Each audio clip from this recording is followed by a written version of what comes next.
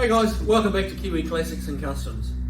So, we got what appears to be a gorgeous 69 GTO in the shop.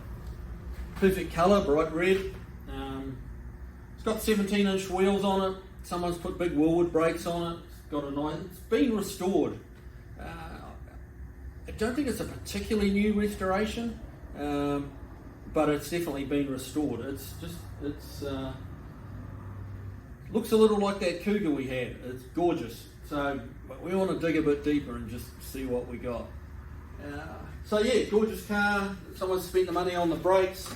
If you come in a bit closer, you'll see the interior is all lovely. And yeah, it's had a couple of analog gauges added down under the dash there. It's a column change with a bench seat. I'm not sure whether that's authentic to the GTO, but some of you GTO experts can probably chime in with a bit of luck and just confirm or deny. It certainly appears to be a GTO. It's got all the right things on it that it should have. It's got the tack on the hood, but the bench seat did make me a little curious, I'll be honest.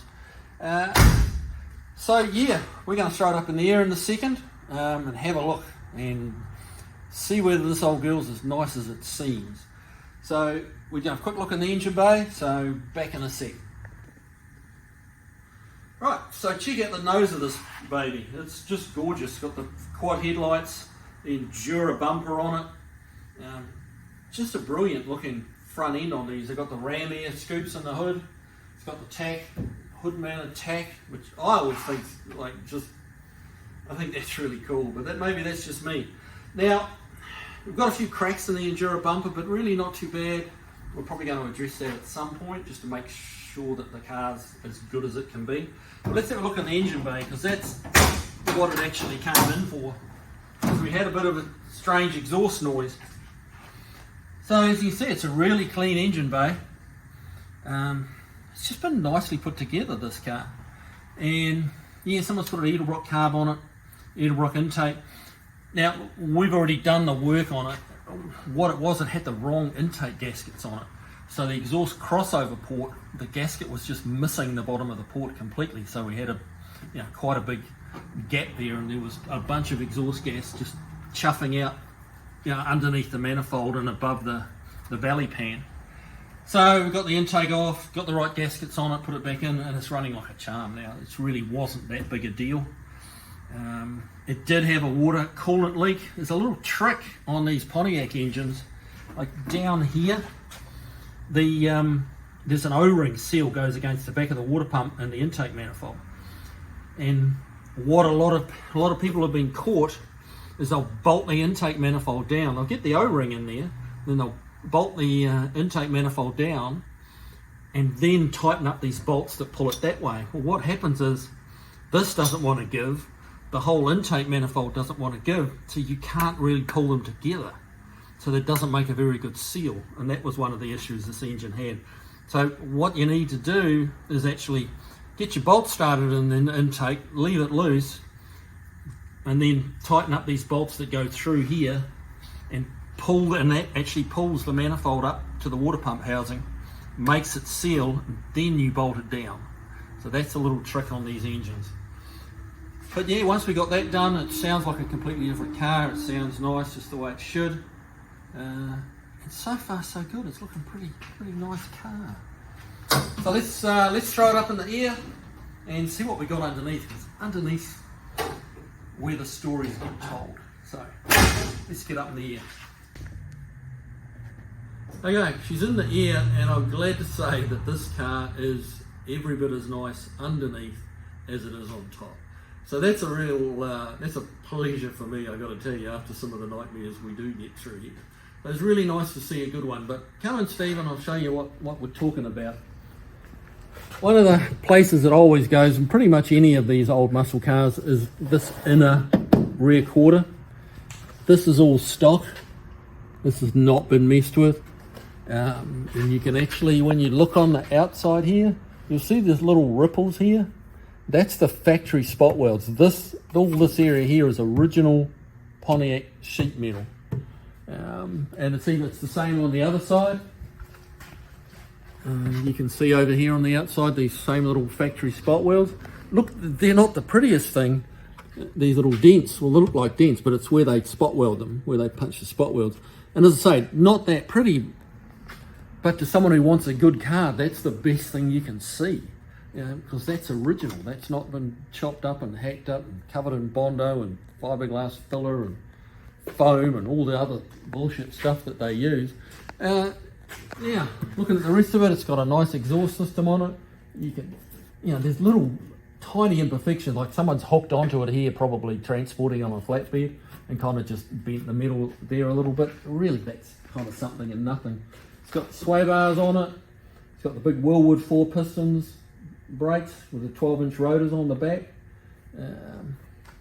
Limited slip.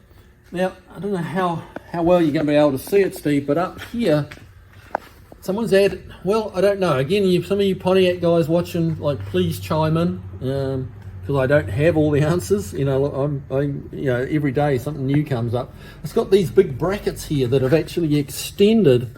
Normally this upper arm here goes through this bolt point. Now it's been extended with this gold-coloured bracket about 4 inches higher. And I assume that's for a traction issue. They've done that. And I tell you what, when you do stand on it, this thing actually squats down and it hooks. It leaves. That's quite nice. So these are, inform all of us, you guys, if someone knows what this is. It's got a little stamping on it that makes it look like it might be factory, the markings on it. Really not sure, but it's cool. It's got the GTO, had these boxed in rear arms. That's all done. They're all in good shape. Yeah, just a regulation, but when you look up in here, this is all like just really nice. It's all factory metal. All the plumbing here is all as it was as it came out of the factory. There's just no big. This is the whole floor pan is its original floor pan, and that's really, for me, it's really refreshing to see. And if you come right up close over here, Steve, get that light up in there. There's 3 layers of metal here that's pinched weld together, and regularly you see these swelling between the spot welds because you get rust pushing the 3 layers of metal apart. Well, right there is where you've got a triple layer section, and it's perfect. There's just nothing wrong with it. The worst thing you could really say about this, someone has repainted underneath and haven't prepped it quite as much as they might have, and there is a few little bits of paint peeling, and it's like, man, if that's the worst you can find, you've got a gem, in my opinion. If that's the worst anyone's done to it, is just like taking the time to paint underneath again and just maybe didn't get it quite as clean as they could have. I can live with that, all day long. So moving forward, there's really just no, it's kind of a dull, boring video in a way, because there's just nothing like, oh my God, look at that. There's just none of that. The car's nice. Again, with the Willwoods up the fronts. Okay, we do have a little bit of a leak here. So this is part of the going up in the air process. We've got a little bit of brake fluid. Looks like we're coming from the bleed nipple there. So, okay, we got to address that. So there's more fluid there than you'd really want. So hey, but they're never perfect. You look around the front here, all your power steering box, that's dry. There's not oil dripping everywhere. Yeah. So this is this definitely gets the Kiwi stamp of approval. This is a nice car. It's going to be nice to relay this information to the owner. Not tell him a sad story of how he's got to, cough up 30 grand to fix it. This is just going to be, cost of replacing the intake manifold gaskets. There was a PCV valve missing up there. We popped that in there. We'll fix this little brake leak, and we'll give it a little more closer inspection off camera, but I really don't think we're going to find too much. So, here we have it.